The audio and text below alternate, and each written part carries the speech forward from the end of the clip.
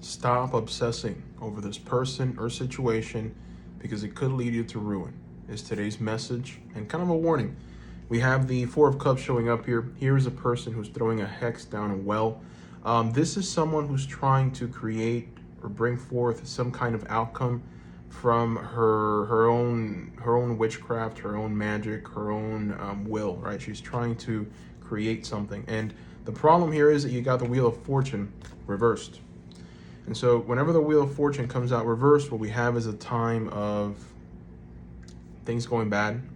We have a time essentially where things are just not moving in the right direction. The seasons are supposed to turn positively for you, but unfortunately you are retracing.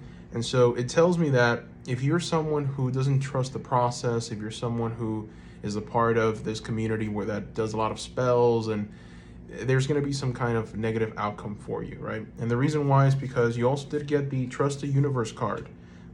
This message is especially powerful for all Aquariuses, Scorpios, and Sagittarius. The card is telling you to trust the universe, let things happen as they may. There is a process to life. Sometimes we want to will something so much into existence that we end up causing ourselves harm. And what we have here also is the Eight of Swords inverted, which is a card of mental troubles. It almost feels like in you trying to bring this outcome, you're going to bring chaos. So just refrain from it, right? Trust the universe. There's a reason why this situation is unfolding the way it's unfolding. There's a reason why this person is acting the way they're acting. There's a reason why the universe is just kind of moving and twisting and turning the way it is. There's a path, there's a direction that you're being led. And so another card that you got was practice gratitude. This is the last quarter moon in Sagittarius. Practice gratitude. Even though you're not happy with your current situation and state, it could be much worse. Be thankful for what you have. Also, breathe through the tension. Breathe through the tension. And it feels like, yeah, a lot of you guys, you're going through something, okay? There's definitely something going on right now with you guys where you're just kind of feeling out of it. You're feeling out of it. The Wheel of Fortune has stopped turning in your favor. And it's hard to correct it. Here we have a very beautiful illustration of Dionysus, and you know she is one of my favorite Greek gods.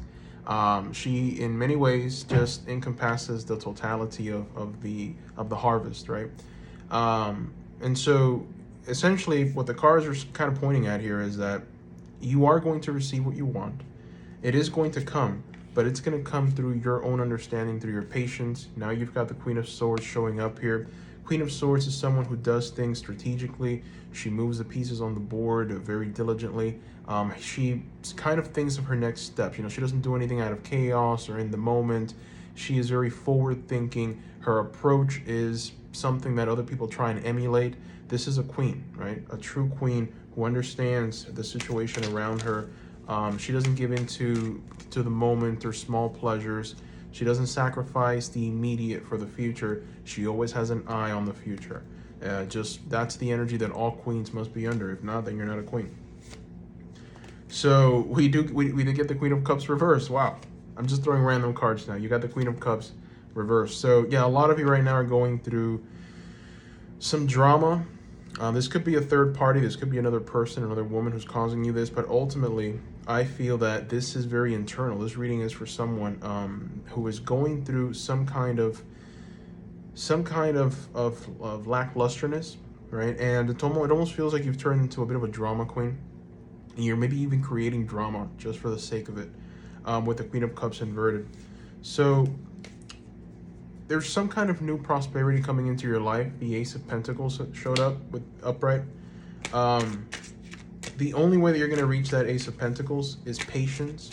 It's a studious mind. It's communicating effectively.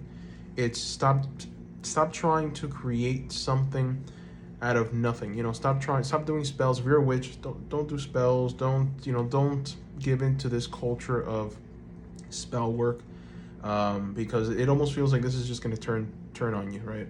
This is not something that's going to yield any good fruit for you. And ultimately, it's going to cause you a lot of mental distress because maybe you're going to believe it so much and it's not going to happen. And maybe the opposite will happen and you're just not going to see it coming. So just be careful, right? Be careful. You also did get the King of Cups inverted. So a lot of you, I think, are thinking of someone Maybe, if you're the divine feminine, you're thinking of a man who maybe wronged you or treated you incorrectly. This is the King of Cups inverted.